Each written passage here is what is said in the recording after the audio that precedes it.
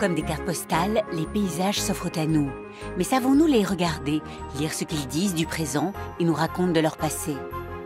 Dans l'Hérault, l'étang de Montdady est un témoignage bouleversant de l'ingéniosité qu'ont déployé les hommes pour inventer des terres fertiles, créant dans ce cas précis un panorama hors du commun. D'ici. Ouais, je voulais partager avec toi ce paysage frappant quand même.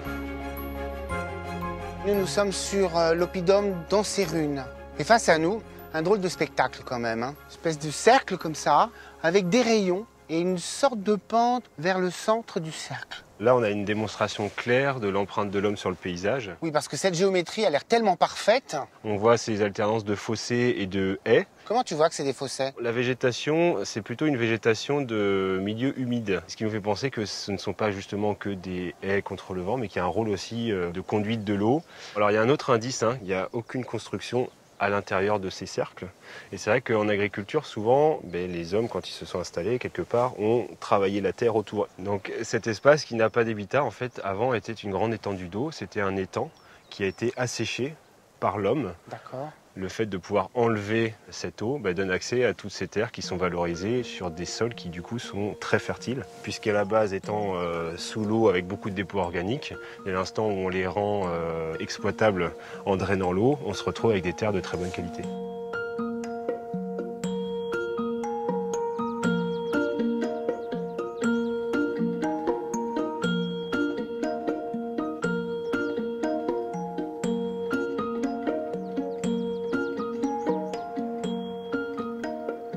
Donc là, on est au centre. Ouais. Puisqu'on voit les rayons comme ça qui partent de chaque côté. Oui.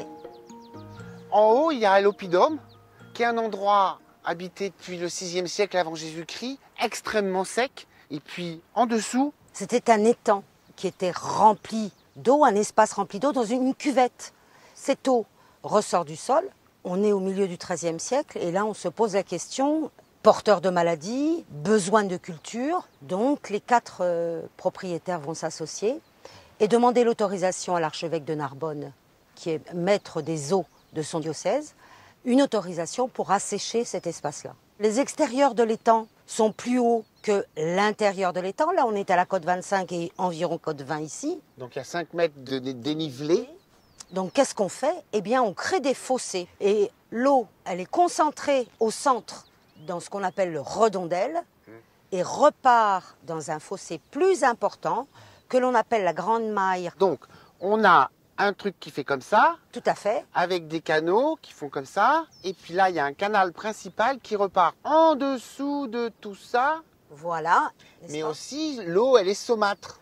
Alors, elle est saumâtre parce que du sol, elle a cette petite dose de salinité qui existe cause du gypse. et à cause du gypse. Donc c'est impropre à la culture. Tout à fait. Et si je comprends bien, ces drainages vont empêcher l'eau salée de remonter à la surface et conduire l'eau ailleurs. Et l'eau doit traverser la colline du Malpasse par le biais d'un tunnel. Et au-delà de cette colline, il y a les étangs de Poy et Capestan et c'est là que l'eau en fait va être récupérée. Donc il y a 1364 mètres de tunnel et ces connaissances viennent probablement, on est en pleine période de croisade.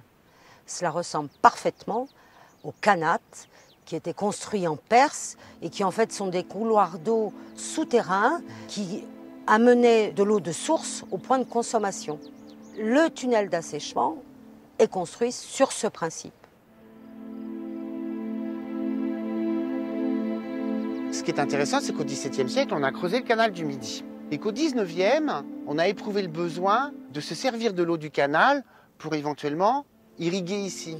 Pendant une époque, fin 19e, début 20e, on a eu l'étang asséché qui était recouvert de vignes. Et la problématique du phylloxéra que tout le monde connaît. Mais les vignes de l'étang ont été sauvées. Pourquoi? Tout simplement parce qu'on a pu inonder l'étang. Et grâce à cette inondation, la vigne a survécu. Ça a peut-être même engendré le fait qu'on ait planté exclusivement de la vigne à un moment donné dans cet endroit. À un moment donné, ça a été le cas, effectivement, oui. Et là, à l'heure actuelle, on a encore des vignes. Combien d'hectares? Environ 400, un peu plus de 400 hectares.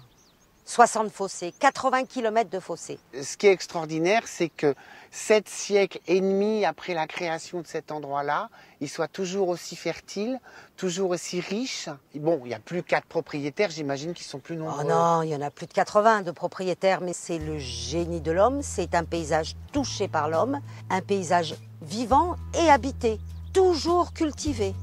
Donc on a cette chance-là.